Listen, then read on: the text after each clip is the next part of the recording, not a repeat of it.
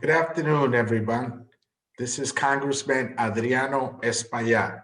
I want to thank Manhattan Neighborhood Network for having this important virtual event for our community. And particularly want to thank our Assemblywoman from the 72nd Assembly District, Carmen de la Rosa, who's also with us in this very important virtual event, as well as Beth, Goldberg, and John Mallano from the Small Business Administration.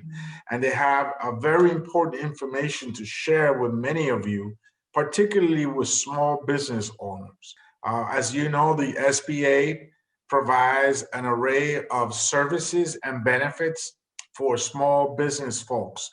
And now more than ever, they're really in need of help. So John Milano and Beth Goldberg will provide information about the Paycheck Protection Program, about other programs, grants, and other opportunities, loan opportunities that are available through the Small Business Administration for small businesses across the 13th Congressional District and across Manhattan. So I'm very happy that we're having this virtual event that will provide the tools to folks in the community that are going through the pandemic, trying to reopen their business, trying to keep their business open, provide the services and the goods that they provide for the community. And nowhere better than in Manhattan Neighborhood Network can we communicate that to them. And I want to ask our Assemblywoman, Carmen de la Rosa, to give us a comment. Thank you, Congressman, for your leadership, and thank you to Manhattan Neighborhood Network for hosting us and the SBA for joining us once again. As the Congressman said, our small businesses are the lifeblood of our communities. We know that the COVID-19 pandemic has been a hardship for many of them. So today we're here to arm them with vital information to make sure that they can apply and become eligible for the PPP and all of the services that the SBA can provide to our communities.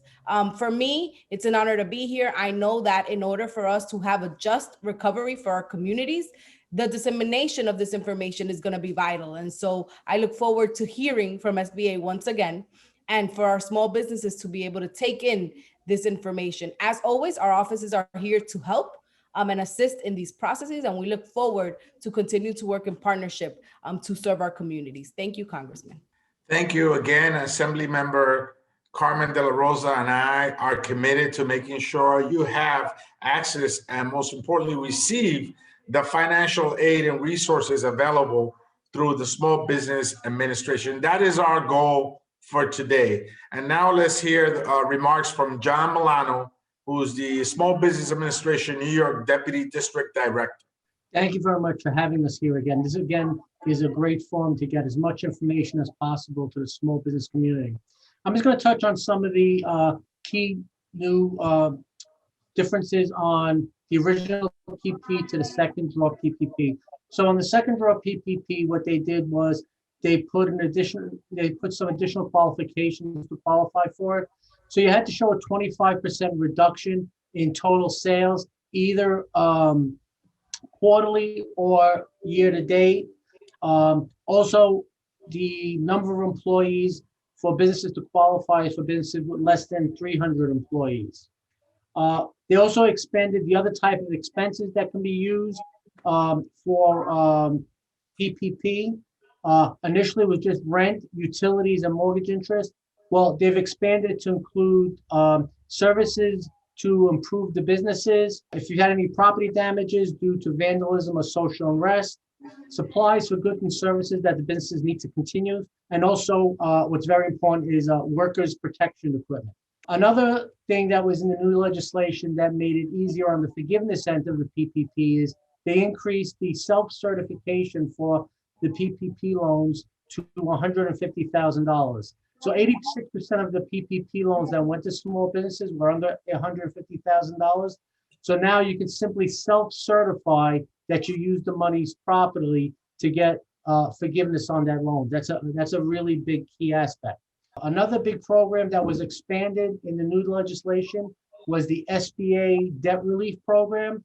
Some people may not be aware of this, but SBA is making all payments on all SBA 7A, 504, and microloan programs for the next 6 months for those small businesses so they can continue to stay in operation. These are some of the changes that went on. There were some additional ones, but I give it back to you, Congressman. Thank you, Mr. Milano, for your remarks. Again, the Small Business Administration is available. The New York region is available for small businesses, and I do encourage businesses to go out there and get the forgiveness for their first loan. It's important that they go ahead and do that, and that they show that the SBA that they met the criteria established in the first loan so they can get the forgiveness. And the second loan has been streamlined somewhat, made a little bit easier, as John made quite clear, so that small businesses across the city that are still facing the pandemic will be able to apply and get the benefits that they need. Now let's listen to the district director, the New York SBA district director, who's made time from her very busy schedule to be here with us today, Beth Goldberg. Thank you, Congressman and Assemblywoman, for allowing me to join you today and share this important information. So during times of disaster, such as struck New York before as Hurricane Sandy, people know about the Economic Injury Disaster Loan, what we call EIDL. At the close of the year last year, we had 15 million applications for such lending across the nation, and Congress, in the last bill that it passed, extended that deadline once again to December 31st, 2021. So when you were looking at your loans for whatever the PPP does not cover, you can still apply for an EIDL loan for working capital, rent, utilities, healthcare payments, and other normal working capital needs. The terms for these loans remain at 3.75% for businesses over 30 years and 2.75% for not-for-profits, again for 30 years. The SBA may look to secure the loans for any loans over $25,000. I just want to give you an example. A $20,000 loan to a business at 3.75% interest over 30 years is $92 a month. And a $20,000 loan to a not-for-profit over 30 years would be approximately $82 a month. So you could set your mind to try to figure out how that loan may be able to help you. They're eligible for small businesses, cooperatives, and agricultural enterprises with 500 employees or less. Again, not-for-profits and for-profit. Then everybody had heard about the EIDL advance in the prior programs prior to December 27th. That program is closed, and Congress authorized a new version of it called now the Targeted EIDL Advance. For those people who applied for the EIDL and did not get the full 10,000 under this new program, they may be eligible for the full 10,000. The new rules set by Congress is that you must be in a low-income community, suffered more than a 30% economic loss to your business, and have fewer than 300 employees.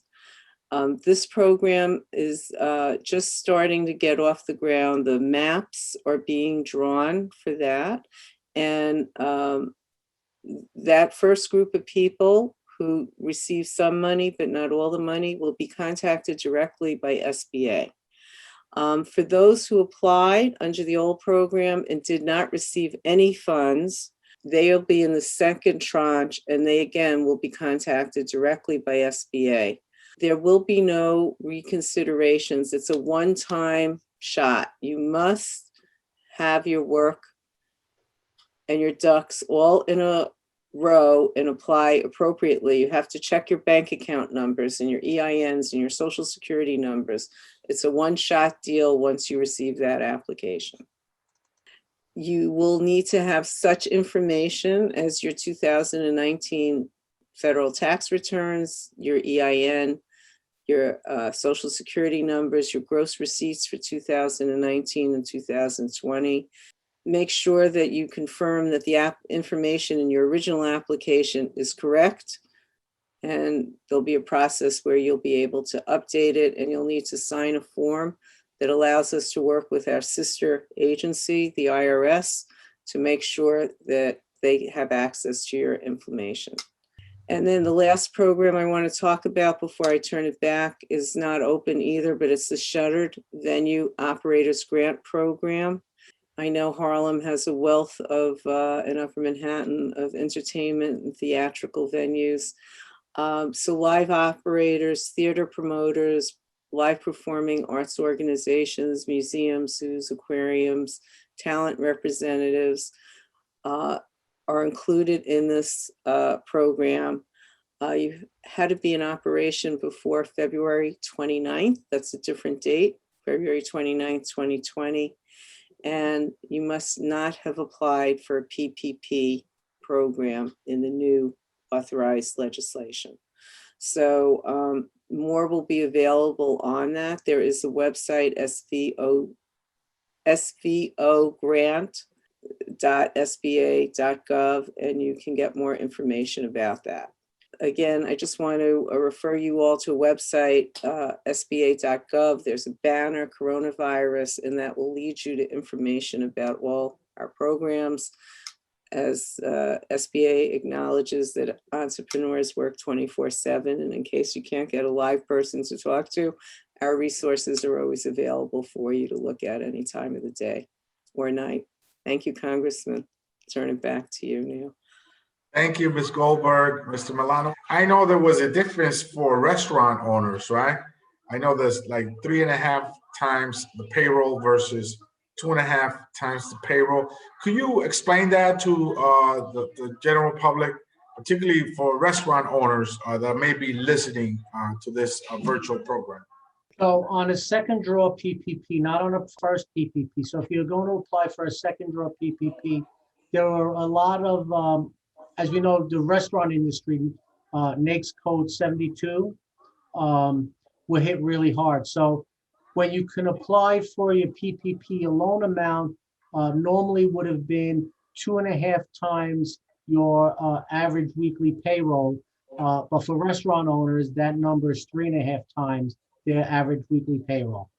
Very good. And what about for independent contractors or any folks that may be in that particular part of the industry, the gig industry, if you may? Any opportunities for them? Yeah, so Schedule C employees who are not on payroll are still eligible for PPP. They would take their net earnings for the year from their Schedule C, divide that by 12 and multiply it by 2.5, and they would have that money available to them also as a PPP loan. Okay. And I think it's important, John, if you again explain before we open it up to questions, the breakdown. I know that it initially was 70-30, and then it became 60-40. And what's the realm? Where are the 40%? What can you spend? What can you use that money for? So the allocation is really whether or not to qualify for forgiveness. So you have to use 60% of those funds for payroll. The other 40% of those funds could be used for rent, mortgage interest, utilities. They've expanded to PPE equipment. They've expanded it also if you had any type of vandalism or social unrest, damage to your business, you can use it for that. You could also use it to improve your business software. So if you have any type of, that you need any type of new software so your business could run more efficiently, they also included that. But another thing to point out here is that it's not it's not an all or nothing forgiveness proposition. So for example, if a business feels that they have to use 50% towards payroll and 50% towards something else, only 10% of that amount will go to a loan. They will still get forgiveness for the 90%. So it's not all or nothing. It's just a criteria to get 100% forgiveness. Thank you, John. Let's go to the questions now. We have a question from a Facebook watcher. My good friend Jamie Vargas is asking about the SVO. When will it open up? Okay, that's the Shuttered Venue Operator Grant Program for the venues that I had mentioned before, museums, theatrical performance venues, talent agencies, and it hasn't opened up yet. The rules and regs are still being written. Unlike PPP, Congress authorized us to go with that program first. And the other programs are, publishing its rules and regs, getting input from the public and the large organizations throughout the countries that have been affected by that. It will be a grant. It will be rolled out. Those showing 90% of loss of revenues will be rolled out first. Those showing 70% loss of revenues will be rolled out next. Out of the $15 billion allocated by Congress, $2 billion is being reserved for venues with 50 employees or less. And so the bucket will be divided up. And in order to apply for the grant, unlike the loans go through private lending institutions. It's going to go through the SAM.gov registration. And there will be webinars on how to register for SAM. In your area, Congressman, you have both the the Columbia Harlem Small Business Development Center and one at Lehman College.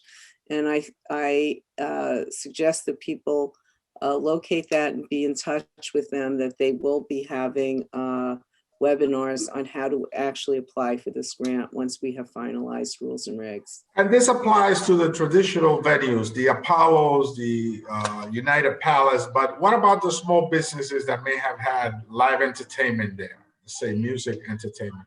Right, so they, the venue has to be designated as a permanent venue space. So, a place that has, a bar that may have somebody once a month there is still a restaurant under NACE Code 72. But a place that's a permanent venue that has permanent seating will be eligible to apply for this grant. Again, it's very important that someone calculate, do the calculations. Am I better off applying for a grant, or am I better off applying for PPP and perhaps an EIDL loan, and to figure out how that works in their benefit? I know that I've gotten calls from friends that have told me, oh, it seems like I'm not eligible because I didn't meet the threshold of the loss, the percentage loss in business. Could you explain that a little bit in terms of the PPP program? In the PPP program for the second round, not for the first, you need to show a 25% decrease in revenues. That's so off the top line. And it's either a comparison between 2019 and 2020 for the entire calendar year, or in any one quarter. So in New York, we were shut down in March, a lot of industries from March to June. So perhaps, just a recommendation, someone would want to look at their second quarter in 2019, April 1st to June 30th, versus their quarter, April 1st to June 30th in 2020, and see if they meet that 25% decrease in revenues. So again, it could be for an entire year.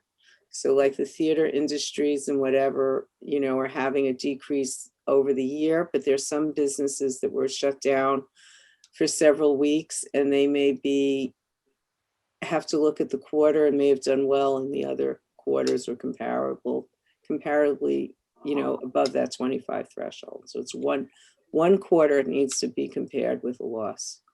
And could people apply for both, the previous one and the current one? In the PPP loans? Yes. Yes. So if you've never had a PPP loan, you apply for the first draw, and then you can apply for the second draw, but the lender will not release the second funds until you've used up the money from the first funds.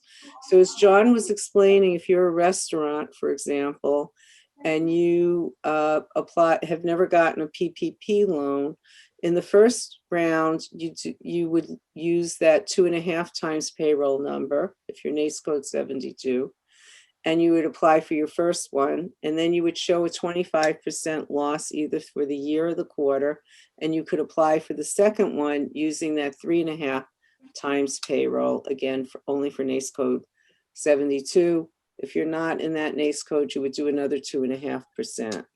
2.5 times, not percent, 2.5 times your payroll. Payroll. And I know some of the restaurants had to adjust, and they constructed those outdoors seating arrangements, and they incurred in expenses, and cab drivers put those plastic dividers Yes. In their vehicles. How can they benefit from that? How could they apply and include that expense? Well, they can now use that expense in their 40% or greater, right? They could use that expense and now be forgiven for those expenses in their PPP loan. Okay, I have another question here is, are non-for-profits eligible? They were eligible for the first round of PPP. Are they eligible now? Yeah, that category has been expanded now to include 501c6s, which are chambers of commerce. And then, yes, they are eligible to apply for the PPP.